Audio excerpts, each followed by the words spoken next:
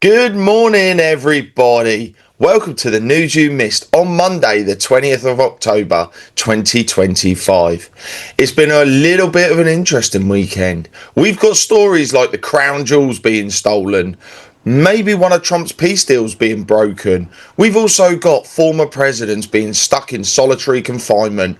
But that's not all. So let's dive into the news and find out where we're heading to. Former French President Nicolas Sarkozy is set to serve his prison sentence in solitary confinement. According to French media, the 70-year-old was sentenced to 5 years for allegedly taking illegal campaign funds from Libya's late leader Muammar Gaddafi during his 2007 election bid. Sarkozy has called the ruling an injustice and continues to deny all charges.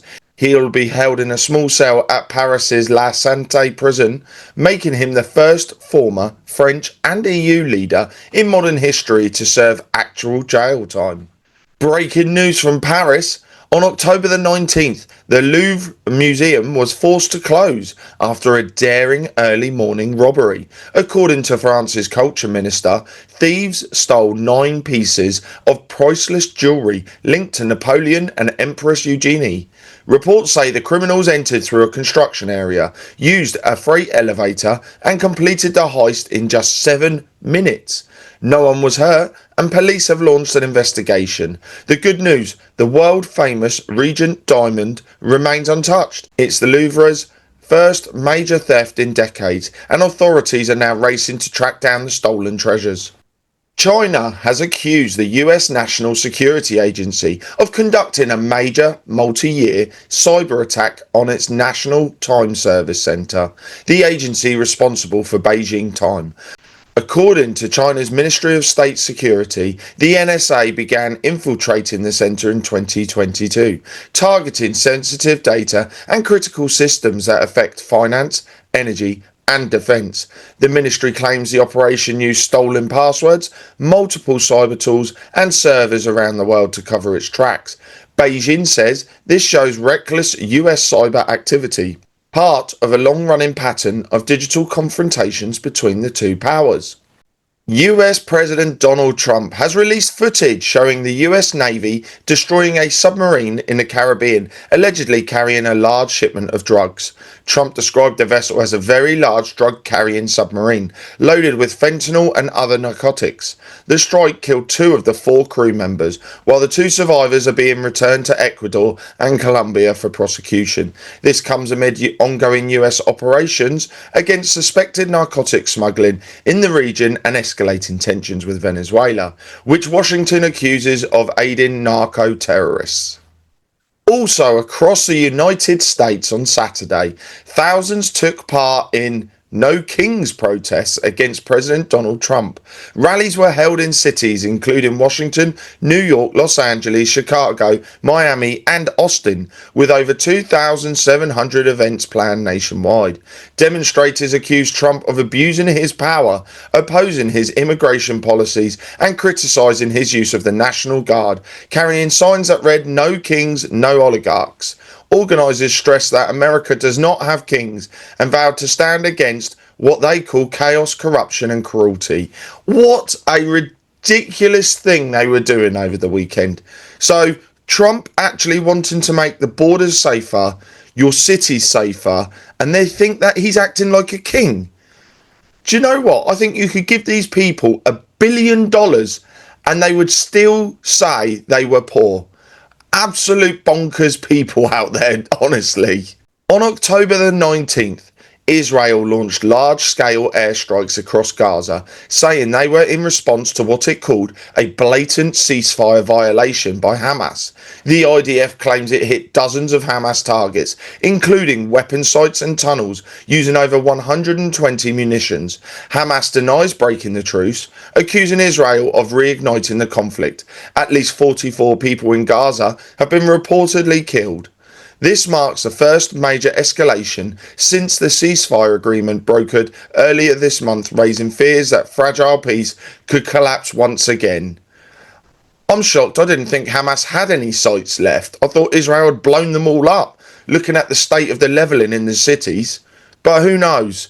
This is a strange one because Trump brokered this peace deal and Israel has broken it.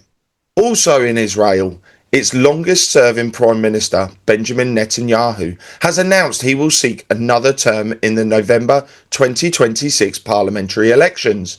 Netanyahu, who returned to office in 2022, has faced both criticism and praise for his handling of judicial reforms, the Hamas hostage crisis, and the Gaza conflict. He says he is the only person capable of keeping Israel safe and highlights his close ties with US President Trump. Recent polls suggest his party remains the strongest in the Knesset, positioning him as the leader contending for re-election. The Tel Aviv football derby between Hapoel and Maccabi has been cancelled after violent riots at Bloomfield Stadium.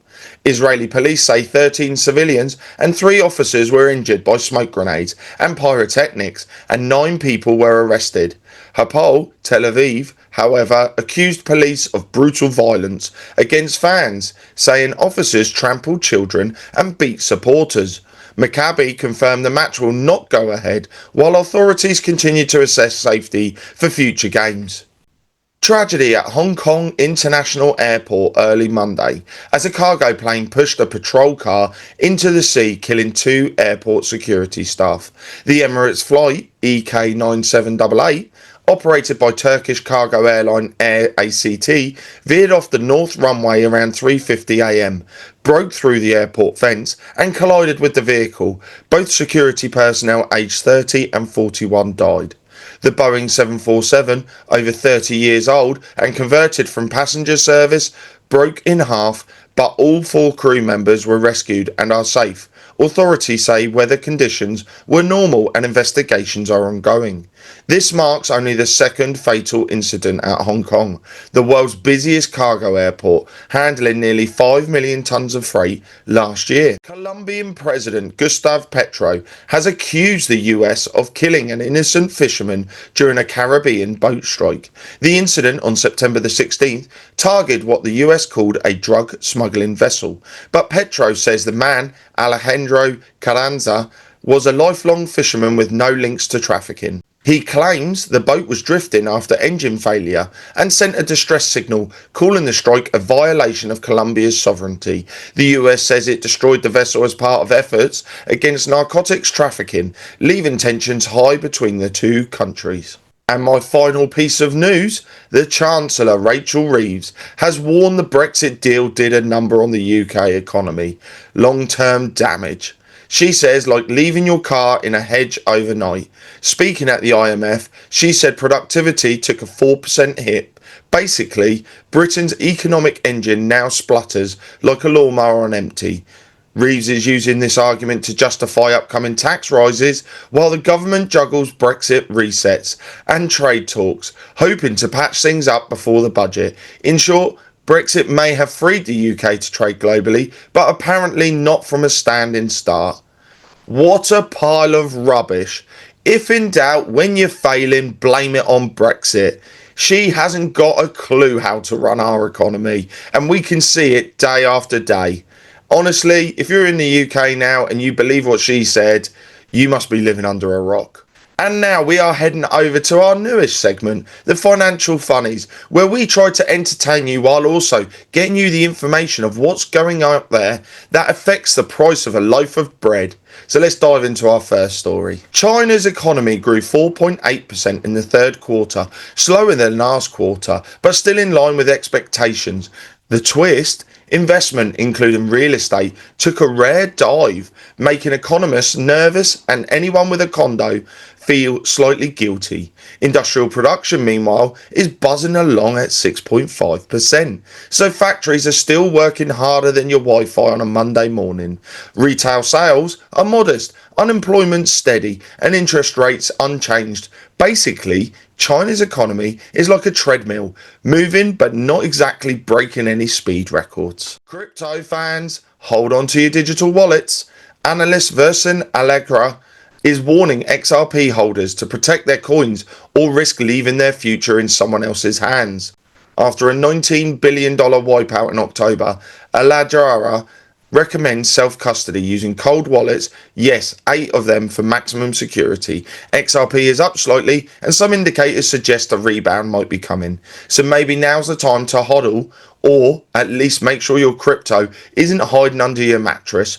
Oh, and with over 317,000 wallets holding 10,000 coins or more, XRP is officially popular enough to have its own VIP club. This week, global finance has been on edge, with a gilded US Treasury, anxious bankers, and the world watching as the US and China play tariff ping pong.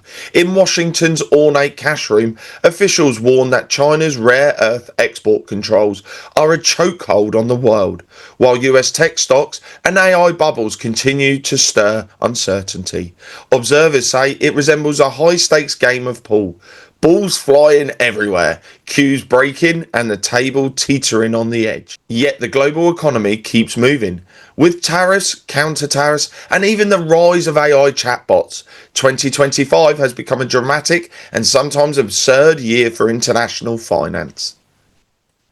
And my final story, the UK's unemployment rate increased to 4.8% in June to August 2025. But don't worry, it's still lower than a lot of other countries. It's like being the tallest dwarf at the circus. Well, that's all your news on Monday, the 20th of October 2025. Thanks for joining us. And if you want to find out what's really going on, the things that affect the news, head over to charlieward.com. Sign up for the Insiders Club. We're live every Wednesday and Saturday, where you can join in, ask questions to our guests, and find out what's really going on out there in the world. So all that's left for me to say is to take care, God bless, and see you all soon.